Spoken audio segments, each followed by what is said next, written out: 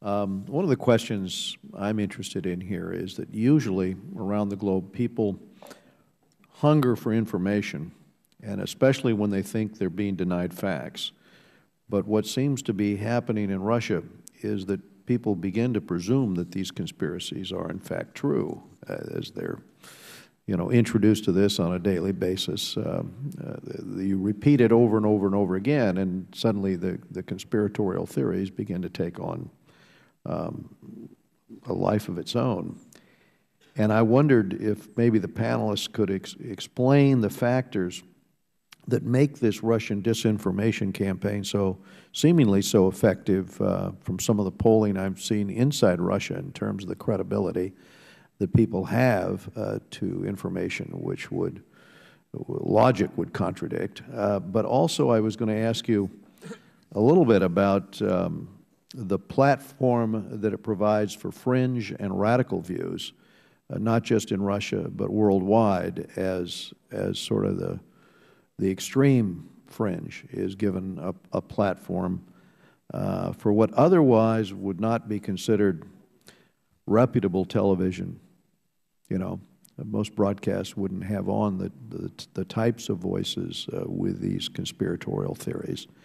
But maybe you could explain the process that RT undertakes to select its experts. And I'll just turn it over to the panel for your responses. That's an interesting question, selecting the experts, because that word, I think, is used loosely in Russian television. Essentially, anybody that is an expert is somebody that is willing to toe the Russian line and I mean, they could be from the far left, they could be from the far right, they could have unconventional, deranged theories. It didn't matter, and sometimes the producers would scour the internet for these experts. So what qualifies as an expert, it's kind of murky what that is. And why it's effective, I think you had mentioned that it provides this voice for fringe voices, extremists, and it works because it provides a place for these people, a place where these people can congregate and feed off of each other's biases. It's almost like a community that is almost like a cult, I would say, that is formed online, and they mobilize and they feel like they are part of some enlightened fight against the establishment, that they find a home, they find a place where they're heard, and they find a sense of belonging. They find an outlet where they can a platform to voice their deranged views. And I know that formerly of Radio Free Europe, Mr. Lack, who has since departed, had gotten a lot of criticism for comparing Russia Today and Russian propaganda to ISIS propaganda.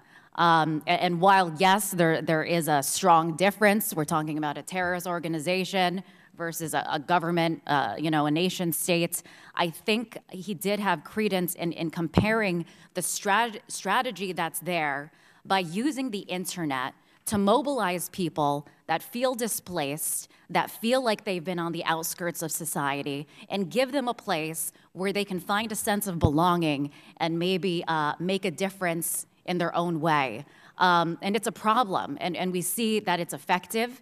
We see that they are shaping the discussion online, on message boards, on Twitter, on social media. And the internet, we thought that it would be this place where it's wonderful in a lot of ways because a lot of different viewpoints and a lot of different people have a voice like never before. But unfortunately, it's provided a forum where disinformation, false theories, people that are just trying to make a name for themselves, bloggers or whatever, that have absolutely no accountability for the truth, are able to rile up a mass amount of people online. Well, I think what's interesting about it, I mean, the use of raw violence, which they do a lot of on their YouTube. 1.4 billion hits is a lot of hits. Yep. So people will go to the use of raw violence, and then that will be used as, you know, part of a thesis on some conspiracy theory that then is played out. I wondered, Peter, your take on this? Well, listen, this question, I think you've hit on one of the key issues here, which takes us all the way through the problems at stake. They're not fringe anymore, these groups. We're talking about a France where Jean-Marie Le Pen's far-right party is surging in the polls. We're talking about a Hungary where Jobbik, the far-right party, is rising and rising. We're talking about 20% of parliamentarians in the European Parliament having what we used to think were fringe, very pro-Russian views. Among the people who vote for these parties, there is a lot of people who believe in conspiracies, because they're working on a similar thing. Conspiracies happen when people don't trust the institutions around them, don't trust parliament, don't trust media. If everyone's lying to you, then there must be a shadowy hand. So the Kremlin is in this loop. It is pushing out more conspiracies to fan that audience. They are funding these parties. You know, we know that the Kremlin is funding Jean-Marie Le Pen in France. These are not fringe parties. This is actually now becoming the mainstream, and this is very, very frightening. I mean, conspiracy is, what is conspiracy? It's sort of a linguistic sabotage on the infrastructure of reason. You know, you can't have a reality-based discussion when everything becomes conspiracy. In Russia, the whole discourse is conspiracy. Everything is conspiracy. When a genuine opposition person like Alexei Navalny emerges in Russia, the first story the Kremlin does, he's one of ours, he's a conspiracy as well, don't believe in him. It's all about destroying belief in anything. When you have no belief in truth, then you can't believe in anything. But also more insidiously than that, look, I'm going to get very grand now. Our global order is based on the idea of a reality-based politics. Yeah?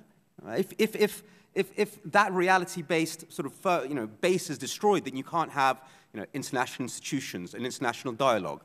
I mean, I remember a quote from, I think, a Franciscan monk after the Second World War. It's like, lying is not a form of communication. It rids people of their right to live in reality and makes a reality-based politics impossible. This is a very insidious trend. Thank you, Peter. Let me go. My time's expired. I'm going to go to Mr. Engel of New York.